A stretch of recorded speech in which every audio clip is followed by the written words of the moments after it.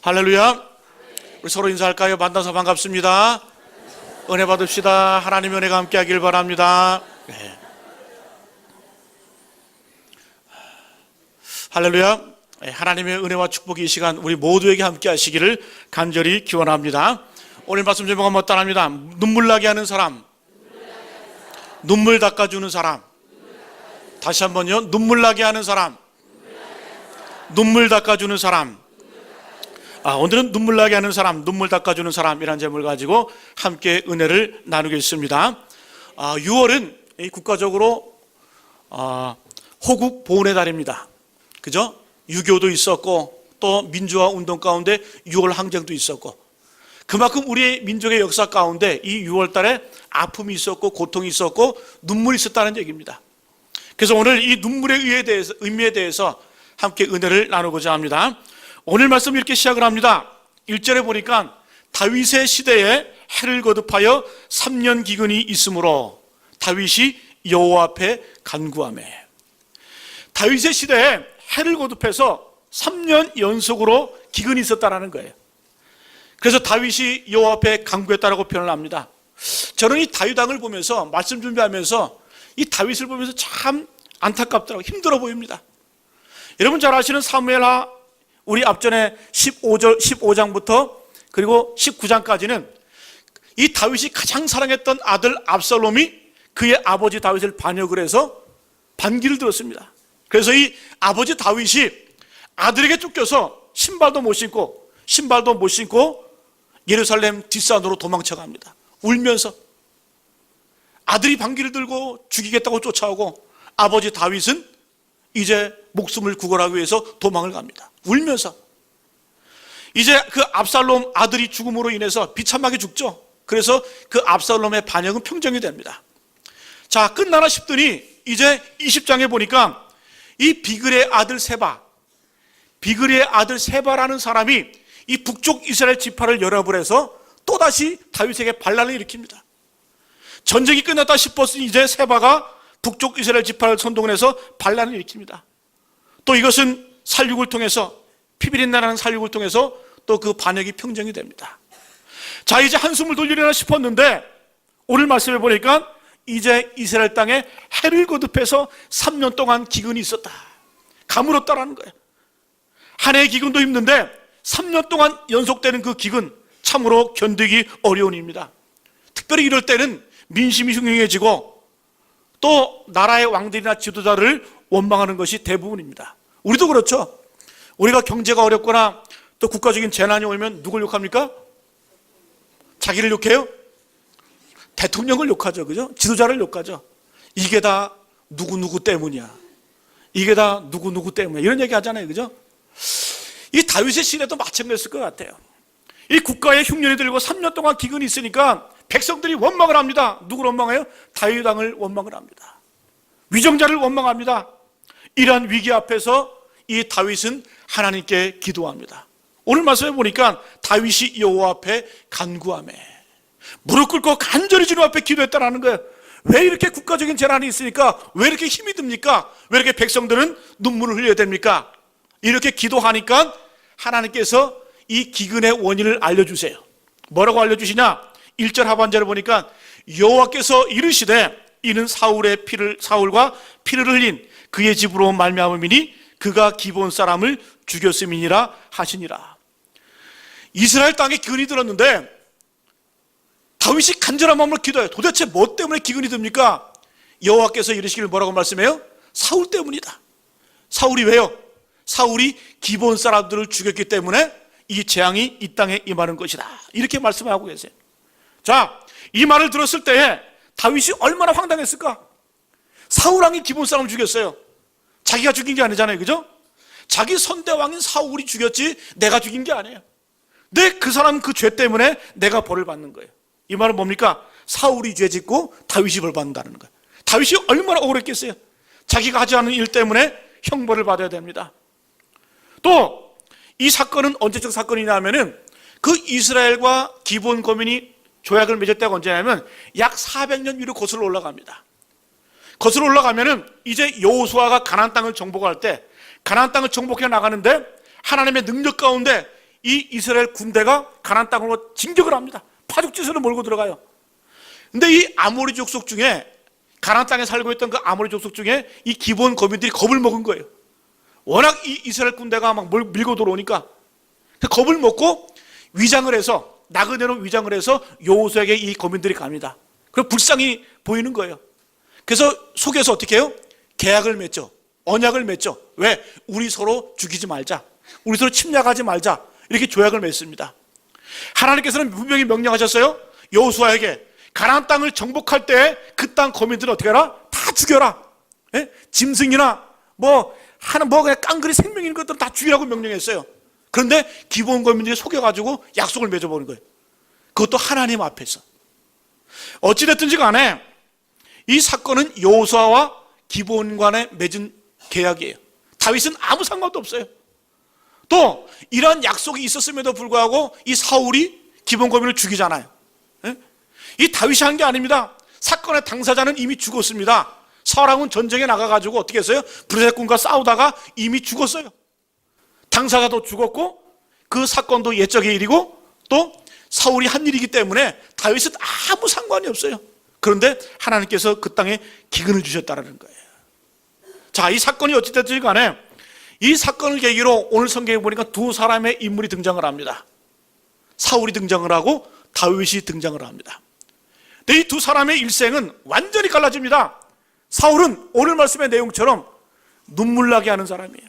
평생 동안 남의 눈에 눈물 나게 하는 사람이 바로 사울 왕이었어요. 반대로 그 눈물을 닦아주는 사람은 바로 다윗 왕이었다는 거예요. 여러분, 우리의 삶도 마찬가지죠. 이 땅을 살아가면서 평생 동안 남의 눈에 눈물 나게 하는 사람이 있어요. 가족에 눈물이 나게 하고, 남편에게 눈물이 나게 하고, 아내에게 눈물이 나게 하고, 자식 새끼들한테 눈물 흘리게 하는 그런 사람들이 있잖아요. 바로 사울이 그런 인생을 살았어요. 반대로 다윗은 그 눈물을 닦아주는 그런 삶을 살았습니다. 사랑하는 여러분, 어떤 삶을 사시렵니까?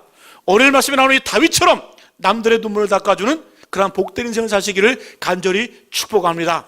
또 이렇게 함께 은혜를 나누길 바랍니다. 첫 번째 한번 따라합니다. 눈물 나게 하는 사람, 사울. 사울은 눈물 나게 하는 사람이었어요. 우리 1절 다시 한번 같이 한번 읽어봅니다. 시작. 다윗의 시대에 해를 거듭하여 3년 기근이 있으므로 다윗이 여호와 앞에 간구하매 여호와께서 이르시되 이는 사울과 피를 흘린 그의 집으로 말미암으니 그가 기브온 사람을 죽였음이니라 하시니라. 같은 내용이죠. 이스라엘 땅에 3년 동안 기근이 내린 이유가 사울 왕이 기브온 사람들 약속을 어기고 죽였기 때문입니다. 그러면 왜 기브온 사람을 죽이면 안 돼요? 예전에 이 여호수아가 계약을 맺었죠. 평화조약을 맺었죠. 어떻든지 간에 이것은 하나님 앞에서 이스라엘 민족과 기브온 간에 서로 죽이지 않겠다고 하는 평화조약을 맺은 겁니다. 근데 사울 왕이 자기의 욕심을 위해서, 성경에는 어떤 이유에서 죽였는지 나오질 않아요. 그렇지만은 어떤 이유든지 간에 그 약속을 어기고 기브온 족속을 학살했다는 거예요. 이것 때문에 기브온 족속은 눈물을 흘립니다. 애통이 합니다. 고난 중에 있습니다. 하나님께서 그 음성을 들으셨다는 거예요. 그 눈물을 보셨다는 거예요. 여러분, 이 기브온 족속은 아모리 족속 중에 하나의 이방인이에요. 하나님께서는 이방인이라 할지라도 그의 눈물을 보십니다. 그의 눈물을 들으신다는 거예요. 여러분, 사울 왕은 다른 사람의 눈물을 흘리게 했는데 기브온 족속의 눈물만 흘린 게 아니에요. 하나님의 눈물을 흘리게 했어요. 자, 우리 사무엘상 15장 11절 말씀, 이게 바로 하나님께서 사무엘 선지자에게 하는 말씀이에요. 사무엘상 15장 11절 말씀 같이 한번 읽어봅니다. 시작. 내가 사울을 왕으로 세운 것을 후회하노니 그가 돌이켜서 나를 따르지 아니하며 내 명령을 행하지 아니하였음이니라 하신지라. 사무엘이 근심하여 온 밤을 여호와께 부르짖으니라. 여러분, 이 말씀은 보십시오. 하나님이 사무엘 선지자에게 하는 말씀이에요. 내가 사울을 왕으로 세운 것을 후회한다. 왕으로 세우고 보니까 하나님 앞에 불순종하고 명령을 어기고 딴 길로 가는 거예요. 그래서 하나님께서 뭐라고 말씀하시는 거예요? 내가 사울을 왕으로 세운 것을 후회한다. 하나님께서 후회의 눈물을 흘리시는 거예요. 사울을 왕으로 세운 것을. 그뿐만이 아닙니다. 이 말씀 한번 보여주세요. 끝에 보니까 이 사무엘 선지자가 이 말씀을 듣고 뭐라고 하냐? 끝에 보십시오. 두 줄에 사무엘이 근심하여 온 밤을 여호와께 부르짖으니라. 사무엘 선지자도 왕으로 세웠잖아요. 기름 부어서 왕으로 세웠잖아요. 그죠? 그러니까 사무엘 선지자도 마음이 아픈 거예요. 사울 왕을 왕으로 세웠는데 하나님께 불순종하고 또 하나님께서 후회한다고 말씀하시니까 사무엘 선지자가 온 밤을 여호와께 부르짖으면서 울면서 사울을 위해서 기도했잖아요.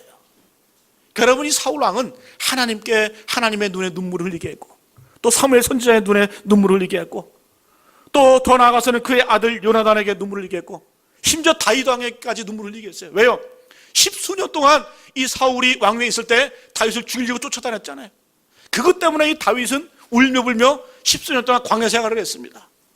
그러니까 많은 사람들에게 눈물을 흘리게 했습니다. 결과적으로 남의 눈에 눈물 나게 한 사람, 이 사울 왕은 어떻게 됩니까? 파멸하고 맙니다. 분명히 아시기 바랍니다. 결국 남의 눈에 눈물 나게 하면 자신도 피눈물 난다는 걸 명심하세요. 예?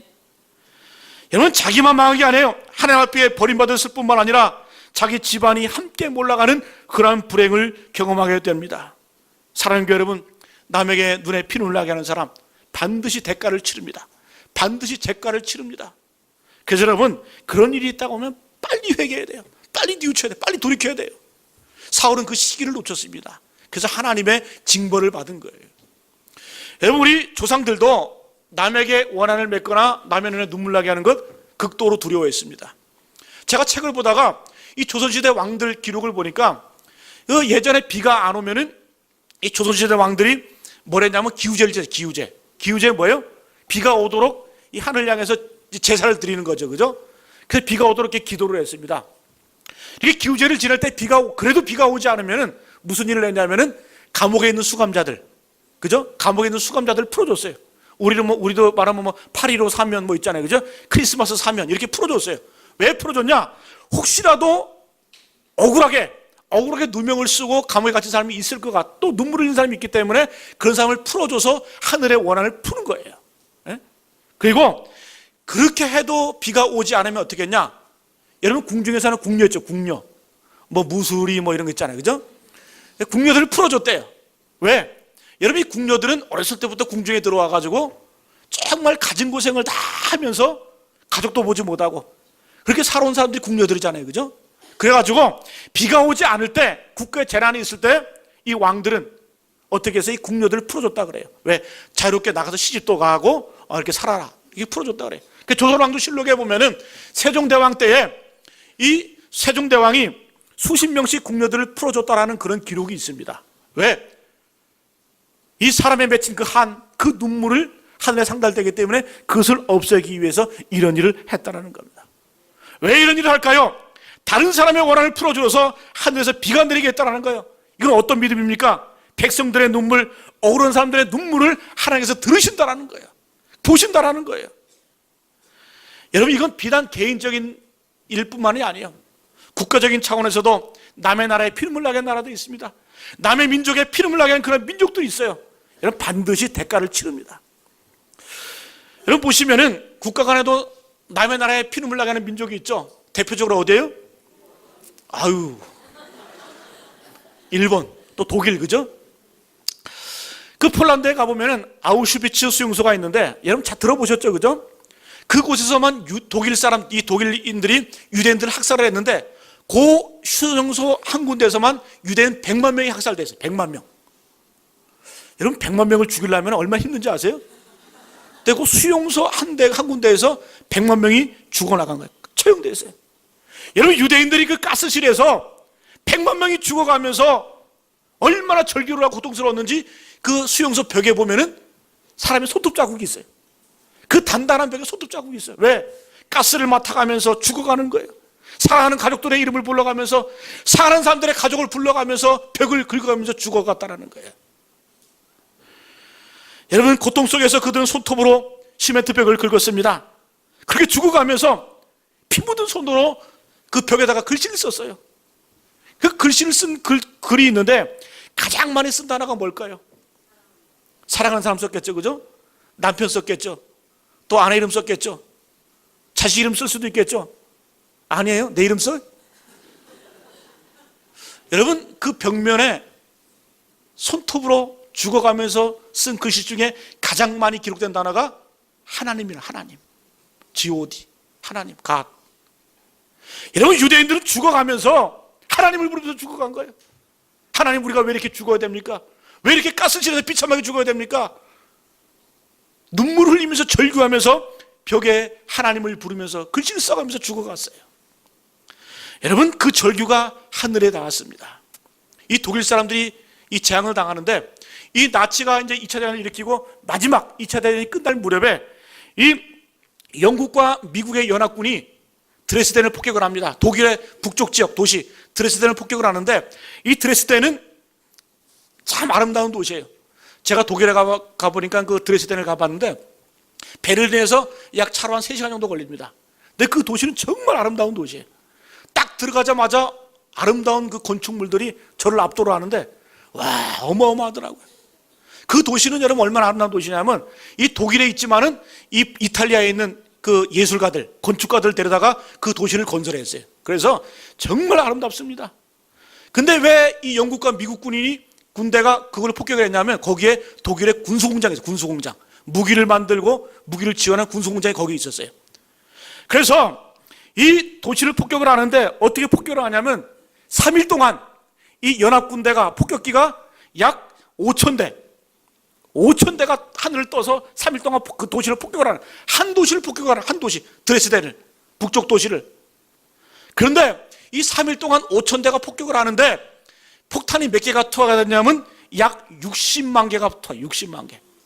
여러분 상상해 보시오. 하늘에 비행기가 5,000대 떴다고 생각해 보세요. 5,000대가 떠서 쫙 날아가면서 3일 동안 왔다 갔다 하면서 폭탄을 60만 개를 투척을 하는 거예요. 여러분, 이래서 이 드레스덴에 있는 사는 사람들이 몇 명이 죽었냐? 3만 5천 명, 3만 5천 명. 3만 5천 명이 다 타 죽었어요. 독일 사람들이. 저는 이것이 바로 우연이 아니라고 생각을 해요.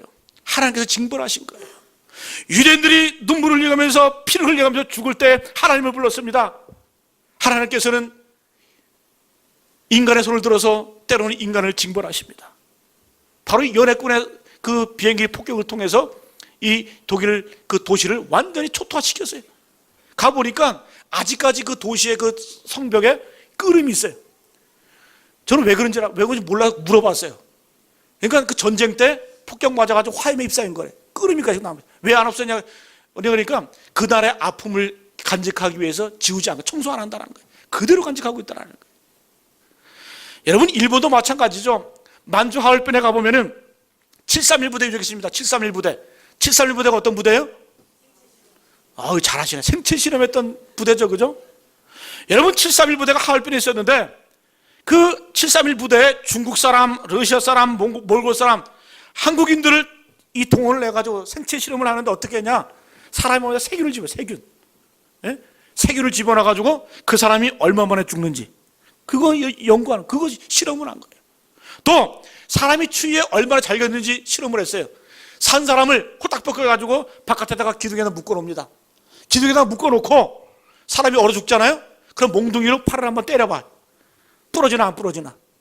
어느 정도 강도가 있는지 그렇게 실험을 했어요. 그게 사람들을 죽였어요.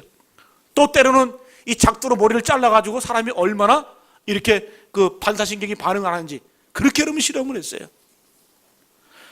여러분, 생체 실험으로 죽은 사람이 최소한 3,000명 이상이에요. 3,000명 이상. 우리 여러분 조선 사람들, 한국인들이 그렇게 죽어갔어요. 그 731 부대. 생체 실험에 동원된 사람들을 뭐라 그래요? 마루타라 그러죠. 저는 이 마루타의 비명, 그 눈물이 하늘에 닿았다고 생각합니다. 하나님께서는 1945년 8월에 원자폭탄을 어디에 떨어뜨려주세요? 히로시마와 나가사키에 떨어뜨립니다.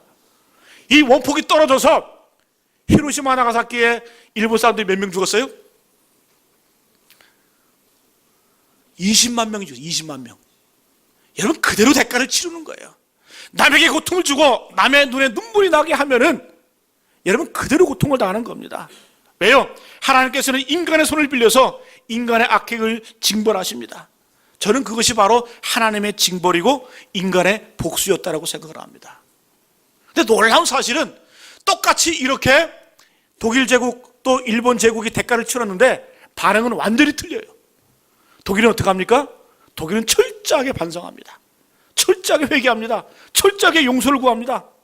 여러분이 공습 이후에 매년 이 독일의 총리와 대통령은 항상 그 아우슈비츠 수용소가 가지고 무릎 꿇고 사죄해요. 우리가 역사에 죄를 졌습니다. 다른 민족에게 아픔을 줬습니다. 눈물 흘리면서 사죄합니다. 아직도 사죄하고 있어요. 또 심지어 지금까지도 그 전범들을 잡아서 옥에 가둡니다. 얼마 전 신문에 보니까 90살 먹은 그 노인네를 잡더라고요. 왜? 그 사람이 그 아우슈비츠 교도관이었어요. 교도관. 근데 지금 나이가 90살인데 아직까지도 그런 사람들 잡아다가 감옥에 집어넣더라고요. 철저하게 여러분 반성하고 철저하게 회개합니다. 독일 민족은 그래요. 근데 여러분 우리 옆에 사는 일본은 어때요? 여러분 잘 아시죠? 독일 총리가 누구예요? 아베. 아베가 뭐예요? 아베가 아버지도 아니고, 그죠? 여러분 아베 총리 말하는 거 보세요. 침략을 정당화하잖아요. 우리가 침략한 게 아니다. 우리 때문에 한국이나 동아시아 나라들이 50년, 100년 근대화됐다. 망할 놈이죠, 망할 놈. 침략을 해놓고 오히려 그 나라의 발전에 도움이 됐다고 그렇게 얘기를 하는 거예요. 그렇게 주장을 하는 거예요. 여러분 또 보면은 그 요즘에 하시모토 오사카 시장, 젊은 녀석이더라고요, 그죠? 저보다 나이가 많은 것 같은데. 근데 말하는 거 보세요. 위안부가 어떻게 해요? 적법한 거였다고 얘기하잖아요. 꼭 필요한 거라고 얘기하잖아요. 얼마 전에 신문에 또 보니까 그 아베 총리가 그 비행기 타고 웃는 장면이 나오더라고요. 근데 그 비행기 번호가 뭐예요? 731 보셨죠? 여러분 아직까지도 반성하지 않아요. 아직까지 회개치 않아요. 여러분 반드시 하나님께 징벌을 받습니다. 대가를 치릅니다. 회개하지 않는 민족, 반성하지 않는 민족은 하나님께서 반드시 그 대가를 치르게 만드십니다. 근데 여러분 일본 아직 정신을 못 차리잖아요. 쓰나미 그렇게 몰아쳐도 정신을 못 차려요. 후쿠시마 원전, 예? 그 후쿠시마 원전 그 원전 초대 그 기초를 세운 사람이 쪼리키라는 그 일본인인데 그 사람이 처음 이 과학기술부 장관이었어요. 근데 그 사람이 어떤 일을 했냐면은 그 동경 대학살, 그 대학살을 주동한 사람, 한국 사람을 그렇게 죽인 사람은 그 원흉이에요. 근데 징벌을 받잖아요. 여러분 반드시 남의 눈에 눈물을 흘리게 하는 사람, 남의 눈에 피눈물 나게 하는 민족은 반드시 심판을 받게 됐다는 거예요. 제가 이 말씀을 왜 드리냐? 여러분 인과응보를 얘기하는 거 아니에요. 우리가 이 땅을 살아가면서 남의 눈에 피눈물 나게 했으면은 이 시간 회개하시기 바랍니다. 내 인생을 돌아보란 얘기예요. 여러분 사울은 그 기회를 놓친 겁니다. 하나님께서 분명히 회개할 기회를 주시고 돌아올 기회를 주심에도 불구하고 돌아오고 회개하고 반성하면 하나님께서 용서하시고 회복을 해 주실 텐데 사울은 그 기회를 놓친 겁니다. 여러분 역사가 증명을 합니다. 성경이 증명을 합니다. 반드시 남의 눈에 눈물 나게 하는 사람 하나님께서 징벌하시고 대가를 치르게 만드십니다. 우리 인생을 다시 한번 점검해 보시기 바랍니다. 돌아보시기 바랍니다. 내가 과연 남의 눈에 눈물 나게 한 적은 없는지 돌아보시고 이 시간 그런 일이 있다고 한다면 철저하게 회개하시고 대가를 치르시기를 축복합니다. 그게 축복입니다. 오늘 첫 번째 말씀 눈물 나게 하는 사람 사울에 대해서 말씀을 나눴습니다. 두 번째 따라합니다. 눈물 닦아주는 사람 다윗. 눈물 닦아주는 사람, 오늘 말씀에 나오는 이 다윗은 남의 눈에 눈물을 닦아주는 사람이에요. 이 다윗이 왕에 있을 때 이스라엘 땅에 3년 동안 기근이 닥쳐옵니다. 다윗은 기도합니다. 간절히 그 이유를 묻습니다. 여호와께서 뭐라고 말씀해요? 사울 때문이다. 사울이 기본 사람을 죽였다. 아까 말씀드렸잖아요. 이 다윗이 이 사실을 알게 되었을 때 얼마나 황당했을까? 내가 죽인 게 아니잖아요. 사울 왕이 죽였는데 왜 내가 벌을 받아야 됩니까? 내가 하지 않은 일 때문에 왜 내가 징벌을 받아야 됩니까? 이렇게 말할 수 있겠죠. 우리도 그렇게 말할 거 아니에요. 내가 왜 그 고통을 당해야 됩니까? 조상이 죄 졌는데. 여러분 그러나 우리도 보세요. 우리도 이 땅을 살아가면서 내가 하지 않는 일 때문에 고통당하는 경우가 있습니다. 어려움이 있습니다. 그러나 여러분 다윗은 이런 와중에도 하나님을 한 번도 원망하지 않습니다. 그리고 이 원한을 어떻게 풀어줄까? 이 눈물을 어떻게 닦아줄까? 그거를 고민하는 거예요. 정작 용서는 누가 구해야 돼요? 사울 왕이 구해야 되는데 사울은 이미 죽어버렸어요. 이미 재앙을 임했어요.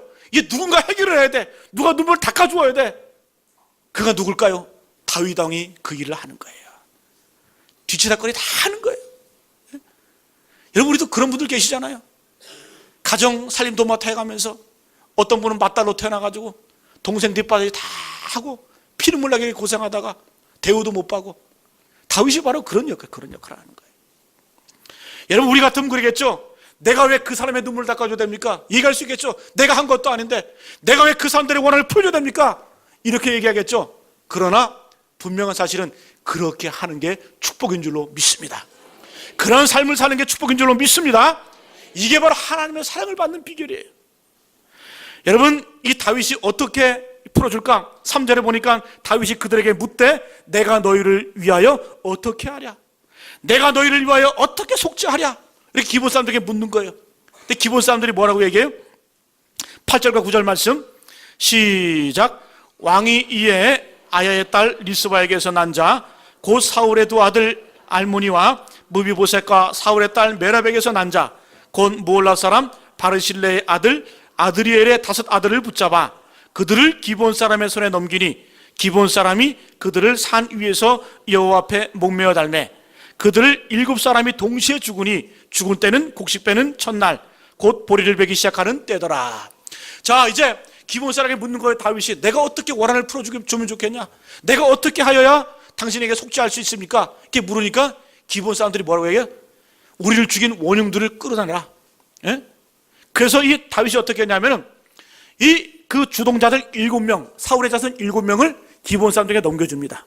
넘겨주니까 이 기본 사람들이 그 사울이 살던 그 길보아로 데리고 가가지고 거기서 목을 매달아. 똑같이 목 매달아 죽이고 그리고 그 원한을 풉니다. 여러분, 다윗은 어찌 보면 자기 민족 아니에요? 자기 민족의 살을 도려내는 그런 아픔을 겪으면서도 그들의 원한을 풀어줍니다. 그들의 눈물을 닦아줍니다. 여러분, 심지어 다윗은 원수의 눈물까지도 닦아줍니다. 자기가 좋아하는 사람이 아니에요. 원수의 눈물까지도 닦아주는 사람이 바로 다윗이었어요. 여러분, 오늘 말씀에 보면은 이제 사울과 요나단은 전쟁을 나서 죽죠. 죽었는데 그 시체를 찾을 길이 없어요. 예? 어디서 죽었는지를 몰라. 그때 여러분 사울의 후손들이 사울의 시체, 요나단의 시체를 찾지를 못하니까 막 우는 거예요. 슬퍼하는 거예요. 그때 다윗이 이 사울왕과 요나단, 원수죠, 원수 같은 그 사울왕과 요나단 그 뼈를 수습해서 그의 아버지 기스의 장사를 지내줍니다. 원수의 시신까지도 수습해서 이렇게 눈물 닦아주는 사람이 바로 이 다윗이에요. 그 내용이 바로 12절과 12절부터 14절까지 말씀입니다. 우리 다시 한번 읽어봅니다. 같이 시작. 다윗이 가서 사울의 뼈와 그의 아들 요나단의 뼈를 길르한 야베스 사람에게서 가져가니 이른 전에 블레셋 사람들이 사울을 길보아에서 죽여 블레셋 사람들이 벳산 거리에 매단 것을 그들이 가만히 가져온 것이라. 다윗이 그곳에서 사울의 뼈와 그의 아들 요나단의 뼈를 가지고 올라오매 사람들이 그 달려 죽은 자들의 뼈를 거두어다가 사울과 그의 아들 요나단의 뼈와 함께 베냐민 땅 셀라에서 그의 아버지 기스의 묘에 장사하되 모두 왕의 명령을 따라 행하니라. 그 후에야 하나님이 그 땅을 위한 기도를 들으시니라. 그 시체를 찾을 길이 없으니까 이제 다윗이 수소문을 하는 거예요. 사울과 요나단의 시체가 어디 있을까? 찾았는데 누가 보관하고 있어요? 길르한 야베스 사람들이 보관하고 있는 거예요. 블레셋 사람들이 사울과 요나단을 죽인 이후에 그 시체를 그 벳산거리, 벳산 성벽에다 매달아 버립니다. 그걸 몰래 길르한 야베스 사람들이 가가지고 시체를 가지고 와요. 보관하고 있었던 거예요. 다 썩었죠? 뼈만 남은 거예요. 그걸 보관하는 것을 다윗이 알아가지고 그 사람들에게 가서 뼈를 달라고 그래가지고 어떻게 해요? 그 사울의 아버지 기스, 베냐민 땅에 있는 그 셀라 땅으로 가가지고 그의 아버지 기스 무덤에 가서 함께 합장을 하고 이게 장례를 잘 치러줍니다. 여러분, 솔직히 말하면 다윗은 이렇게 안 해도 돼요. 왜요? 원수 아니에요, 원수? 사람은 지긋지긋할 거 아니에요? 평생 자기를 쫓아다녔고 자기를 죽이려고 위협을 했고 굳이 그렇게 하지 않아도 어떡합니까? 그의 후손들을 위해서 눈물을 닦아주는 그런 일을 하는 거예요. 여러분, 사울의 집안과 다윗의 집안은 오랫동안 서로 원수를 맺습니다. 오랫동안 전쟁을 해요. 그 근거가 사무엘하 3장 1절에 있습니다. 같이 한번 읽어볼까요? 시작. 사울의 집과 다윗의 집 사이에 전쟁이 오래매 다윗은 점점 강하여 가고 사울의 집은 점점 약하여 가니라. 보세요. 사울의 집과 다윗의 집 사이에 전쟁이 오래되었다. 오랫동안 원수로 지냈다라는 거예요. 그런데 다윗은 점점 강하여 가고 사울의 집은 점점 약하여 갔다. 자, 이 원수지간, 이 숙적인 관계를 누가 끊습니까? 다윗이 먼저 끊어버리는 거예요. 그래서 다윗은 굳이 이럴 필요가 없어요. 왜? 다윗은 점점 강하여 가고 사울은 점점 약하여 가니라. 여러분, 사울의 가문은 이미 망했어요. 이미 멸문지화를 당했어요. 이미 가망성이 없어요. 굳이 화해하지 않아도 돼. 근데 다윗은 먼저 손을 내밉니다. 먼저 손을 내밀고 그리고 화해를 요청을 합니다. 그래서 여러분, 화해는 강한 자가 먼저 청하는 거예요. 그리고 흥하게 됐을 때 먼저 화해를 청하는 겁니다. 왜 그럴까요? 약한 사람은 자존심이 있기 때문에 화해하려고 그러질 않아. 왜? 자존심이 까맣게 해서. 먼저 강한 사람이 화해를 청하는 겁니다. 먼저 있는 사람, 힘 있는 사람이 먼저 화해를 청하는 거예요. 그래야 그 화해가 정당한 화해가 되는 거예요. 정확히 말하면 내가 강해서 손 내미는 게 아니에요. 내가 손을 내미는 그 순간 나는 강한 사람이 되는 거예요. 믿습니까? 여러분, 먼저 손 내미시기를 간절히 축복합니다. 여러분, 이런 마음을 하나님께서 받으신 거예요. 왜 여러분 사도행전에 보면은 하나님께서 다윗을 향해서 이렇게 말씀할 거예요. 그는 내 마음에 합한 자다. 그는 내 마음에 꼭 든 사람이다. 뭐가 잘나서? 다윗도 여러분 죄 많이 진 사람이에요. 근데 다윗의 뭐를 보고 하나님께서는 그를 향해서 그는 내 마음에 꼭 든 사람이란 말했을까? 다윗은 눈물을 닦아주는 사람이었다는 거예요. 심지어 원수의 눈물까지도 닦아주는 사람이 바로 다윗이었습니다. 이 마음을 보신 거예요. 저는 우리 모두 이런 마음을 소유하기를 간절히 축복합니다. 사랑하는 사람들의 눈물뿐만 아니라 원수까지도 사랑하고 그 눈물을 닦아주시는 그런 마음, 그걸 하나님이 기뻐하시고 그를 인정해 주시는 거예요. 그러면 남의 눈물을 닦아주는 사람은 어떤 축복을 받게 될까? 세 번째 한번 따라합니다. 눈물을 닦아주는 사람은 어떤 축복을 받게 될까? 눈물을 닦아주는 사람은 어떤 축복을 받을까? 간단합니다. 기도가 응답이 됩니다. 하늘이 열립니다. 하늘의 축복을 받아들이는 줄로 믿습니다. 남의 눈에 눈물을 닦으면 그게 복이 되는 거예요. 그게 귀찮고 그게 짜증나고 어려운 일이지만은 그러나 그렇게 하는 그 순간 기도가 응답이 되고 하늘의 문이 열립니다. 그 말씀이 바로 14절 말씀이었어요. 같이 한번 읽어볼까요? 14절 말씀 시작. 사울과 그의 아들 요나단의 뼈와 함께 베냐민 땅 셀라에서 그의 아버지 기세묘에 장사하되 모두 왕의 명령을 따라 행하니라. 그 후에야 하나님이 그 땅을 위한 기도를 들으시니라. 마지막 보세요. 그 후에야 하나님이 그 땅을 위한 기도를 들으시니라. 어떻게 했을 때? 사울의 뼈, 요나단의 뼈를 그의 아버지의 묘실에 장사를 지냈을 때, 잘 장례를 치러줬을 때 어떻게 해요? 그 후에야 하나님이 그 땅을 위한 기도를 들으시니라. 그렇게 한 다음에 기도에 응답하셨다는 거예요. 그래서 여러분, 우리가 풀어야 돼요. 맺히기 있으면 풀어야 돼요. 이것만 풀면 응답이 됩니다. 여러분, 우리가 오해하시면 안 돼요. 신앙을 오해하시면 안 돼요. 우리가 뭐 예수님 잘 믿고 하늘의 것 영적인 축복을 받으면 땅의 축복 받든지 그렇지가 않아요. 땅의 것을 먼저 풀어야 하늘의 것이 풀립니다. 네? 내가 맺은 인간관계, 이 사람과의 관계 가운데 화목이 이루어지고 화해가 이루어질 때 하나님의 축복을 받는 거예요. 오늘 말씀에 그렇게 말씀하잖아요. 이 다윗이 다 풀고 화해하고 화목하고 또 원수의 그 눈물까지도 닦아주고 나니까 어떻게 해요? 그 후에야 하나님이 이 땅을 위한 기도를 들으셨다 그러잖아요. 네? 그 후에야가 중요합니다. 여러분, 땅의 것이 먼저입니다. 오해하지 마세요. 내가 여러분 개차방처럼 이렇게 살면서 하늘의 복 받을 것 같아요? 절대로 못 받습니다. 하늘문이 열리질 않아요. 축복이 임하지 않아요. 내가 땅의 것을 먼저 풀고 사람들과 화해하고 그런 관계가 이어질 때 하늘의 축복을 받는 겁니다. 여러분, 마태복음 5장 23절 24절 말씀 한번 같이 한번 읽어봅니다. 시작. 마태복음 5장 23절 24절 절 당황하게 만드는데, 자, 23절 24절 시작. 그러므로 예물을 제단에 드리려다가 거기서 내 형제에게 원망들을 만한 일이 생각나거든 예물을 제단 앞에 두고 먼저 가서 형제와 화목하고 그 후에 와서 예물을 드리라. 이거 뭐예요? 그대로 두세요. 예물을 제단 앞에, 그 앞에 23절 한번 보여주세요. 그러므로 예물을 제단에 드리려다가, 우리처럼 이렇게 예배 드리다가 예물을 드리려다가 형제에게 원망들을 만한 일이 생각나가도 어떡하라? 예물을 드리지 말고 어떡하라? 24절에 예물을 제단 앞에 그냥 두고 그 다음에 먼저 가서 형제와 화목하고 그 후에 와서 예물을 드리라는 거예요. 무서운 얘기죠. 여러분, 이 시간 예배 드릴 때 형제 중에 원수진 거 있습니까? 그거 그대로 갖고 온 분 계세요? 하나님이 그 예배 안 받으세요. 제가 말씀하는 거 아니에요. 성경에 분명히 기록됐잖아요. 내가 아무리 많은 헌금, 아무리 예물주님 앞에 드려도 내가 형제와 화목하지 못하고 또 인간관계를 풀지 않으면 하나님께서 그 예배 받지 않으신다는 거예요. 그 예물 받지 않는다는 거예요. 먼저 형제와 화목하고 풀고 맺힌 거 풀을 때 하나님께서 그 예배를 받아주시고 응답해 주신다는 겁니다. 마태복음 18장 18절 말씀 분명히 말씀하죠. 같이 한번 읽습니다. 시작. 진실로 너희에게 이르노니 무엇이든지 너희가 땅에서 매면 하늘에서도 매일 것이요 무엇이든지 땅에서 풀면 하늘에서도 풀리리라. 이 말씀 어떤 말씀이에요? 땅의 것을 먼저 풀라는 거예요.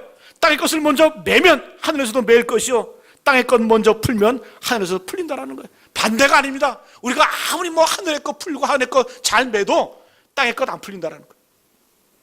땅의 것을 먼저 풀고 맺어야 하늘의 것도 맺어지고 풀어진다는 겁니다. 여러분, 그래서 절대 남의 눈에 피눈물 나게 하는 사람, 남의 눈에 원한진 사람, 절대로 하나님의 축복을 받지를 못합니다. 아무리 받았다 그래도 그건 저주예요, 저주. 사랑하는 여러분, 우리가 원수를 사랑하고 남의 눈물을 닦아줄 때 우리에게 복이 임하는 줄로 믿습니다. 욥을 한번 보세요. 욥이 이제 고난을 당하잖아요. 욥이 고난을 당할 때 어떻게 재산 다 날려버리고 자식들 다 죽고 자기 사랑했던 아내도 어떻게 해요? 저주하고 도망가 버리잖아요. 에? 도망가 버리잖아요. 그때 욥의 친구들이 오죠. 친구들이 와가지고 욥을 위로했습니까? 위로 안 했죠. 오히려 너는 죄 지은 게 있어. 네가 죄가 많아가지고 하나님의 징벌을 받는 거야. 이렇게 와서 정죄를 하죠. 불난 집에 부채질한 게 아니라 휘발유 뿌리는 거예요. 고통당하고 힘들어 죽겠는데 오히려 위로하기는 커녕 어떻게 합니까? 네가 죄가 많아서 그래. 네 죄 때문에 이게 고난을 당하는 거야. 이렇게 얘기를 하죠. 여러분, 이 욥이 얼마나 친구들이 미웠겠어요. 이런 것들이 다 있나. 왜 와서 이렇게 사람 속을 뒤집나 이랬겠죠. 근데 여러분, 욥은 그들을 위해서 기도하고 축복해 줍니다. 그때 복이 임했다라는 거예요. 진짜인지 아닌지 한번 볼까요? 욥기 42장 10절 말씀 한번 봅니다. 같이 한번 읽습니다. 시작. 욥이 그의 친구들을 위하여 기도할 때 여호와께서 욥의 공경을 돌이키시고 여호와께서 욥에게 이전 모든 소유보다 갑절이나 주신지라. 이 말씀 그대로 보세요. 욥이 그의 친구들을 위하여 기도할 때 자기를 정죄하고 자기를 비웃는 그 친구들을 위해서 어떻게 해요? 기도했다 그러잖아요. 그러니까 어떻게? 여호와께서 욥의 공경을 돌이키셨다. 공경에서 벗어나게 하셨다. 그리고 여호와께서 욥에게 이전 모든 소유보다 갑절이나 주셨다. 축복을 주셨다라는 거예요. 어떻게 하고 나니까? 친구들을 위해서 기도하고 나니까, 친구들을 위해서 축복하고 나니까 하나님이 더 갑절이나 축복을 주셨다는 거예요. 이거 뭡니까? 여러분, 원수를 위해서, 남을 위해서 눈물 흘리는 인생이 복된 인생인 겁니다. 저는 예수님의 삶도 바로 이런 삶이었어요. 예수님께서는 자기를 깔보는 사람들을 높여주셨어요. 오히려 여러분, 빌립이 나다나에게 전도하잖아요. 빌립이 나다나에게 내가 메시아를 봤다, 예수라는 분이 큰 능력을 가지고 우리를 구원할 메시아시다, 이렇게 얘기를 하니까 나다나엘이 뭐라고 얘기를 해요? 나사렛에서 무슨 선한 걸 하겠느냐. 예수를 향해서 비꼬는 거죠. 나사렛 촌놈, 나사렛 그 시골 구석에서 뭔가 위대한 인물이 나오겠냐, 이렇게 비웃는 거예요. 예수님을 욕하는 거죠. 그죠? 그깟 촌 구석에서 뭐가 큰 게 나오겠냐 얘기하는 거죠. 그때 예수님의 반응을 한번 보십시오. 예수님께서 오히려 그 사람을 높여주십니다. 요한복음 1장 47절 말씀 같이 한번 읽어봅니다. 시작. 예수께서 나다나엘이 자기에게 오는 것을 보시고 그를 가리켜 이르시되 보라, 이는 참으로 이스라엘 사람이라 그 속에 간사한 것이 없도다. 보세요. 예수께서 자기를 욕한, 자기를 비웃은 나다나엘이 오는 것을 보시고 어떻게 해요? 그를 가리켜 이르시되 보라, 이는 참으로 이스라엘 사람이라. 정말 진짜 남자다, 진짜 참 좋은 사람이다. 그래서 어떻게 해요? 그 속에 간사한 것이 없다. 겉과 속이 다르지 않고 진짜 진실한 사람이 이렇게 얘기하는 거예요. 오히려 자기를 욕하고 비난하는 사람 앞에서 어떻게 해요? 그 사람을 높여줍니다. 참 이스라엘 사람이고 그 속에 간사함이 없다. 여러분, 이렇게 살아갈 때 진정한 화해가 이루어지는 거예요. 우리 예수님께서 십자가에 달려 죽으실 때 십자가에 못 박혀 죽으셨습니다. 죽으실 때 피와 물을 다 흘리셨어요. 인류 구원을 위해서. 그리고 여러분, 예수님께서 십자가에 달려 죽으실 때 어떻게 했습니까? 로마 병정들이 예수님의 겉옷과 속옷을 다 끄져내리죠. 사람이 당할 수 있는 가장 큰 수치가 뭔 줄 아세요? 남 앞에서 벌거벗겨지는 것. 제가 여러분 이 자리에 홀딱 벗겨보죠. 보세요. 얼마나 창피할까. 여러분, 인간이 당할 수 있는 가장 큰 모욕은 남 앞에서 벌거벗겨지는 거예요. 근데 우리 예수님께서 그런 수치를 당하셨어요. 로마 병정들이 예수님 십자가에 못 박아 죽인 다음에 그 예수님의 몸에서 속옷까지 다 벗겨버렸어요. 그리고 어떡합니까? 그 속옷을 나눠 가져려고 제비뽑기를 한 거예요. 가위바위보 해가지고 누가 가질까 그거 따지고 있는 거예요. 여러분, 예수님께서 얼마나 마음이 아파서 비통했을까? 내가 이 사람들을 구원하기 위해서, 이 죄들을 구원하기 위해서 내가 죽는데 이 사람들은 어떻게 하고 있는 거예요? 내 속옷까지 벗겨가면서 그 속옷 끝을 가지려고 서로 아기다툼하고 있는 거 아니에요? 여러분, 주님 얼마나 마음이 아팠을까? 나 같으면 그랬겠어요. 주님, 이것들을 당장에. 근데 주님 뭐라고 말씀합니까? 아버지여, 저들을 용서하여 주옵소서. 아버지여, 저들을 용서하여 주옵소서. 자기들이 하는 것을 알지 못합니다. 여러분, 이게 우리 모습 아니에요? 예수 믿는다고 하면서, 하나님의 자녀라고 하면서 작은 이익 때문에 그 작은 것 얻으려고 아기다툼하고 싸우고 분쟁하고 풀지 못하고 원수 맺고 남의 눈에 피눈물 나게 하고, 이 모습 우리 모습 아닙니까? 주님 뭐라고 말씀하세요? 아버지여, 저들을 용서하여 주옵소서. 자기들이 하는 것을 알지 못합니다. 이게 바로 우리 예수님의 모습이에요. 이것을 통해서 구원을 이루셨습니다. 여러분, 예수님께서는 당신의 피와 물건을 흘리셔서 죽을 그 백성들의, 죽을 사람들의 그 눈물을 닦아주셨습니다. 이게 바로 구원의 은혜인 줄로 믿습니다. 여러분, 우리 예수님께서는 눈물 닦아주러 이 땅에 오셨어요. 고아와 과부, 세리와 가난한 자, 병든 자, 버림받은 자, 그 눈물 닦아주시면서 위로해 주시고 함께 우시고 함께 동고동락 하셨습니다. 이게 바로 우리 예수님의 모습이에요. 눈물 닦아주는 우리 예수님의 모습. 예수님의 조상이 누굽니까? 바로 다윗왕이죠. 다윗왕. 여러분, 다윗은 그랬어요. 원수까지라도 정말 이방인이지만은 나와 피가 섞이지 않은 그 이방인의 원한, 그 눈물을 닦아주기 위해서 정말 자기 동족을 죽이는 그러한, 여러분, 인내를 감내하고 수고를 감내합니다. 그리고 원수까지도 정말 그의 눈물을 닦아주고 시신을 잘 장례식을 치러주는 그런 모습, 다윗의 모습, 그 모습을 본받기를 간절히 축복합니다. 하나님께서는 바로 그 마음을 보신 거예요. 그 마음을 보시고 축복해 주신 거예요. 여러분, 축복은 그냥 받는 게 아니에요. 축복은 여러분 복 받을 짓을 해야 복 받는 거예요. 우리는 새해 복 많이 받아서 인사하잖아요, 그죠? 인사를 바꿔야 돼요. 복 받을 짓 많이 하십시오. 복 받을 짓 많이 해야 복 받는 겁니다. 이게 성경적인 원리입니다. 여러분, 오늘 말씀을 정리하겠습니다. 여러분들의 인생에 기근이 있습니까? 인생에 가뭄이 있습니까? 인생에 고통이 있습니까? 점검해 보시기 바랍니다. 나는 과연 남의 눈에 눈물 나게 한 적은 없는가? 남에게 원한 맺힌 것이 없는가? 여러분, 그것은 반드시 대가를 치릅니다. 하나님께서 기회 주실 때 회개하시기 바랍니다. 철저히 순종하시기 바랍니다. 그리고 오히려 돌이켜서 남의 눈물을 닦아주는 다윗과 같은 그런 사람들이 되시기를 간절히 축복합니다. 오늘 말씀을 나눈 것처럼 그들의 눈물을 닦아줄 때 하나님께서는 하늘문을 여십니다. 그리고 기도에 응답하시고 축복을 해주시는 거예요. 이런 축복된 삶을 살아가시는 우리 모두 되시기를 간절히 기원합니다. 다윗처럼 삽시다. 아멘이십니까? 우리 오늘 주신 말씀 기억하며 우리 찬송가 342장